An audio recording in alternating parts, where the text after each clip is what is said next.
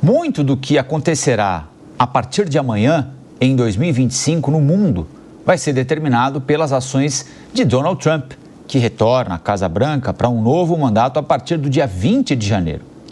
Para sabermos o que esperar das relações internacionais, nós convidamos o professor Marcos Vinícius de Freitas, especialista em relações internacionais, para nos ajudar a começar a desenhar o ano novo que está chegando. Tudo bem, professor? Bem-vindo e obrigado por nos atender mais uma vez. Prazer conversar com vocês hoje, Rafael. Professor, Donald Trump toma posse no dia 20 de janeiro agora, promete extradição em massa, não se sabe exatamente como, de pessoas que vivem ilegalmente, algumas possivelmente até legalmente nos Estados Unidos, alterar a política migratória.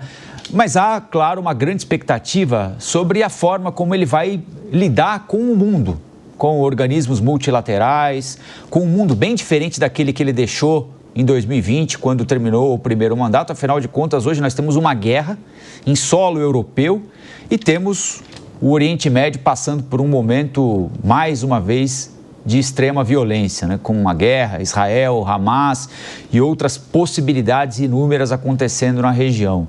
O que é que o senhor qual é a perspectiva que nós temos de mundo para esse novo mandato do presidente Donald Trump, na comparação com aquele mundo que ele deixou, início de pandemia, completamente diferente do que a gente vai ter agora, professor?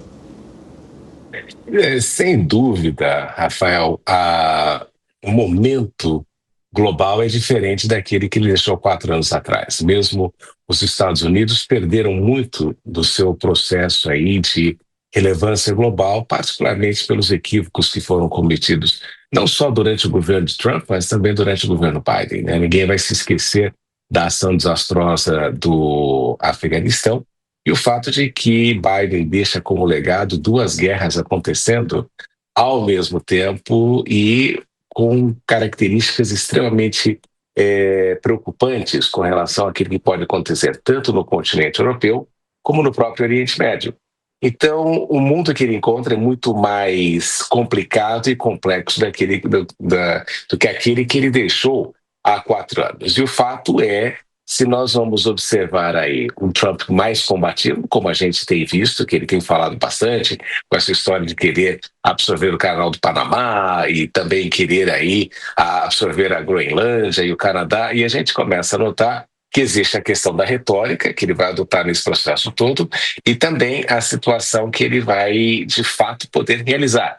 Nós não podemos esquecer que ele anunciou que ia terminar a guerra da Ucrânia em um só dia. Então, a grande dúvida que existe neste processo todo é se neste mandato Trump terá aí uma perspectiva mais transacional, no sentido de buscar aí fazer com que os Estados Unidos ganhem mais neste processo de guerra que envolve a Europa. Afinal, um dos ganhos, aliás, esses 2 ganhos importantes para os Estados Unidos resultantes da guerra na Ucrânia, que é a questão do petróleo, né, que hoje em dia eles compram dos Estados Unidos e não mais da Rússia, que tinha preços diferentes na ocasião, e também o próprio lobby da indústria de defesa.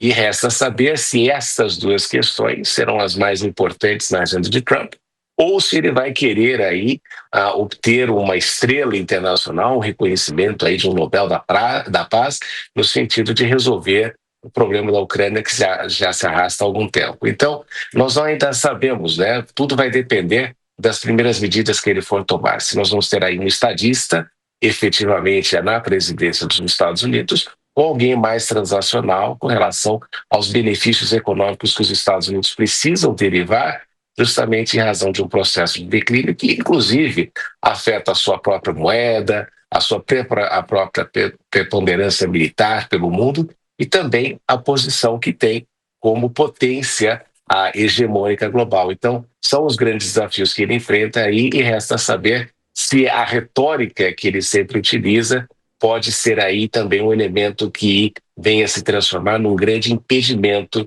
de querer continuar dentro dessa esfera de ação e de atuação dos Estados Unidos. Professor, bom dia. Quando um presidente assume, a gente sabe que ele quer mudar tudo, deixar tudo do jeito dele. O senhor acredita que Donald Trump deve manter alguma coisa do legado de Joe Biden? Em princípio, não, né? Se nós observarmos aquilo que ele fez, por exemplo, com relação a Barack Obama, nós notamos que ele desconstruiu muito daquilo que Barack Obama fez, e o que não aconteceu com Biden, não é? Porque Biden foi mais uma mudança de forma do que de conteúdo, porque Biden manteve muitas das políticas implementadas por Trump.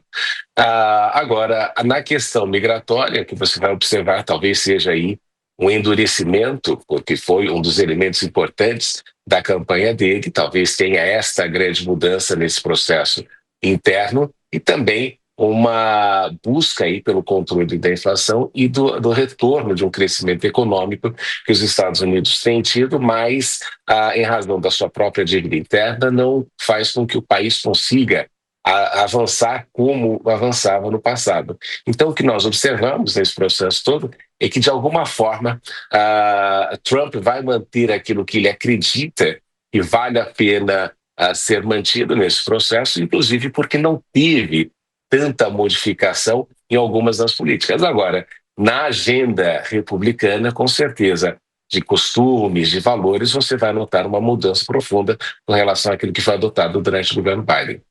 Professora Deise Ciocari quer fazer uma pergunta também. Deise? Professor, quais são os desafios para o Brasil agora, nesse cenário onde as disputas entre China e Estados Unidos se intensificam e acabam demandando um equilíbrio estratégico por parte das economias emergentes? Como que fica o Brasil nesse cenário? É uma questão até muito relevante, né? Porque nós não podemos deixar de levar em consideração o que é efetivamente o interesse real do Brasil. E o que nós sabemos é que não existe nas relações internacionais amizades perenes nem inimizades perenes, mas efetivamente os interesses. Então o Brasil muitas vezes até adota uma postura esquizofrênica, por exemplo, com relação à China, que é o principal parceiro comercial do Brasil, e também adota muitas vezes uma posição de subserviência aos Estados Unidos com relação àquilo que acontece na sua política externa. Não podemos esquecer, e isso aqui é um fato importante, de que, embora nós observamos aí uma disputa entre China e Estados Unidos, nós somos concorrentes, efetivamente, dos Estados Unidos com relação ao mercado asiático. E a China não é concorrência para o Brasil, e muitas coisas existe aí uma sinergia muito maior neste processo do que até mesmo aquilo que nós observamos com relação à União Europeia, nesse processo de negociação histórica de um tratado comercial, que efetivamente nós ainda não sabemos se vai vir a ser implementado ou efetivamente colocado em execução. Mas o fato é de que você precisa ter aí uma equidistância nesse processo todo, relembrando, no entanto, que temos com a China uma proximidade maior em razão do BRICS e também o fato de que nós pertencemos a alguns grupos neste momento que se encontram no processo de crescimento global e que buscam uma reorganização da governança global. Então, o Brasil tem que saber exatamente a forma como pretende se comportar nesse processo, entendendo e buscando em todas as situações aquilo que é efetivamente vantajoso para o país no curto, médio e longo prazos. E não deixar aí que preconceitos ou ideias adquiridas ao longo da história venham a prevalecer naquilo que é a perspectiva mais importante, que é o desenvolvimento econômico do país e o bem-estar da população. Professor, Ucrânia e Rússia, o que é que vai acontecer com a guerra a partir do dia 20 de janeiro, se é que alguma coisa vai mudar? É pergunta de milhões de dólares, né? Mas é aquilo que eu comentei, você vai depender muito de duas coisas, viu, Rafael? Em primeiro lugar, se Trump vai entender que pode utilizar este momento da guerra da Ucrânia como aquela oportunidade de se solidificar aí como uma liderança histórica e se transformar efetivamente num estadista ao resolver um conflito que parece não ter fim nos próximos anos. Agora, essa é uma postura que ele pode adotar e que poderia acontecer e vai basear-se aí no fato de ele querer o reconhecimento internacional nesse processo todo de uma comunidade internacional que, de alguma forma, sempre lhe foi contrária e oposta. E seria muito interessante para ele observar o aplauso internacional com relação à medida de resolver ali um conflito que já dura mais tempo do que esperado. Agora, a outra questão é se ele vai utilizar este conflito para maiores benefícios econômicos dos Estados Unidos, no sentido de que ele tem aí acesso a duas moedas quase que imediatas de ganho. Em primeiro lugar, o petróleo, né? Afinal, a Rússia deixou de ser um concorrente dos Estados Unidos na Europa no fornecimento de petróleo e gás natural. A Europa não tem nenhum dos dois e tem sido obrigada aí a recorrer e a comprar dos Estados Unidos. Em segundo lugar, se ele conseguir efetivamente fazer com que os europeus aumentem a sua taxa de contribuição na questão de defesa, subindo para 2,5% do seu orçamento, nós estamos falando aí de praticamente quase $1 trilhão na compra de equipamentos novos, que com certeza não virão nem da Rússia, nem da China, mas certamente virão dos Estados Unidos. Então, nós estamos olhando aí, se ele adotar uma postura mais transnacional, aí grandemente influenciado também pela indústria da defesa dos Estados Unidos, que tem um lobby muito forte, com certeza valerá a pena manter a guerra por mais algum período. Então, é a difícil questão que nós só vamos saber depois do dia 20, se nós temos aí um Trump estadista ou um Trump businessman orientado aí para um ganho maior dos Estados Unidos em razão da situação econômica que o país enfrenta.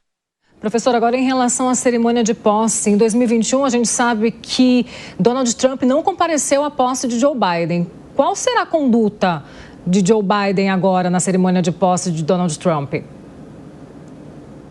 Essa realmente eu não sei, né? A gente tem que esperar ali pelo dia 21, mas obviamente que o que nós notamos é que Biden, ao receber Trump na Casa Branca e a forma como tratou, mais ou menos deu a entender que a preocupação de Biden é uma preocupação muito mais institucional do que aquela que teve Trump quando era presidente dos Estados Unidos.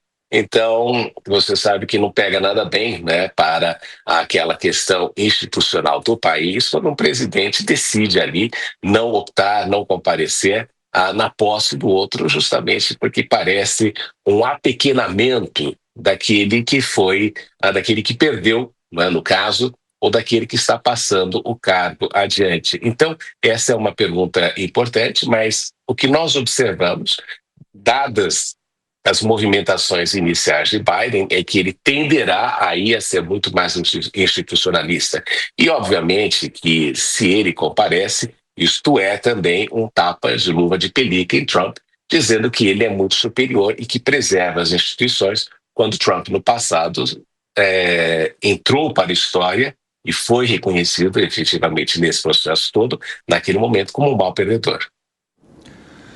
Quero agradecer a entrevista do professor, especialista em relações internacionais, Marcos Vinícius de Freitas. Professor, muito obrigado, ótima passagem de ano para o senhor e até a próxima.